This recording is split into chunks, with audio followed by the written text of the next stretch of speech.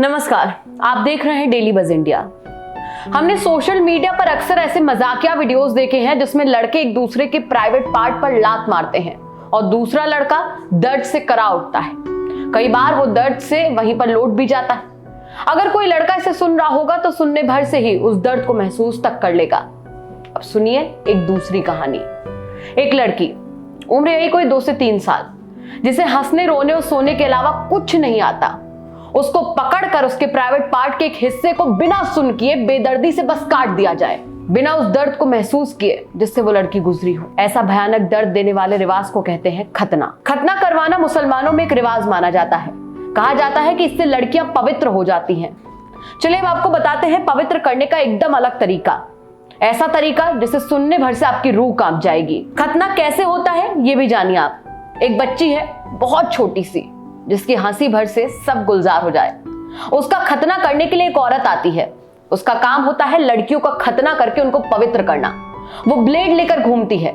पवित्र करने के लिए वो ब्लेड उठाती है और एक झटके में बिना किसी एनेस्थीसिया दवा के उसके प्राइवेट पार्ट का एक हिस्सा, जिसे हराम की बोटी का नाम दिया गया, काट कर फेंक दिया जाता है और दर्द से तड़पती और धर्म के ठेकेदारों के मुताबिक वो बेसुध लड़की पवित्र हो जाती है।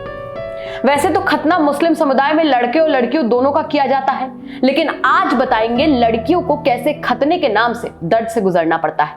मुस्लिम और यहूदी समुदाय में बचपन में ही लड़कों के लिंग की आगे की खाल काट दी जाती है। ये तो हुई लड़कों की बात। लड़कियों के जिस भाग को काटा जाता है उसे क्लिटोरिस कहते हैं।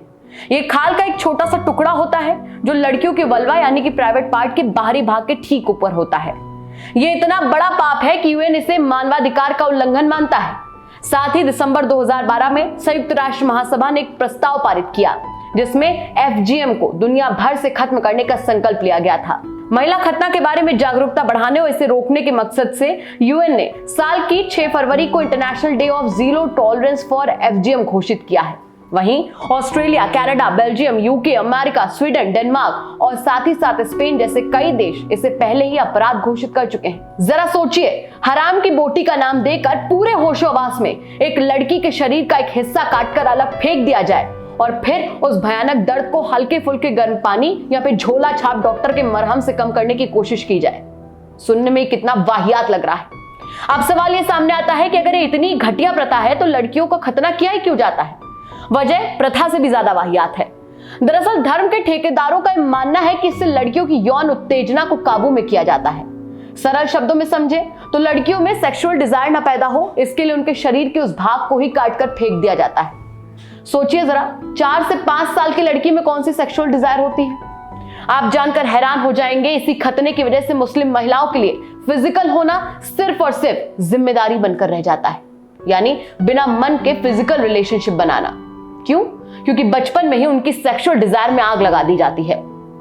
इसको सुनने में ही रोंगटे खड़े हो रहे हैं, तो ये भी जान लीजिए इससे होने वाली दिक्कतें क्या क्या है। खतना काफी छोटी उम्र में ही हो जाता है। इस वजह से छोटी छोटी बच्चियां महीनों तक दर्द से तड़पती रहती हैं। साथ ही खतने की वजह से पेशाब करने में भी बहुत ज्यादा तकलीफ होती है।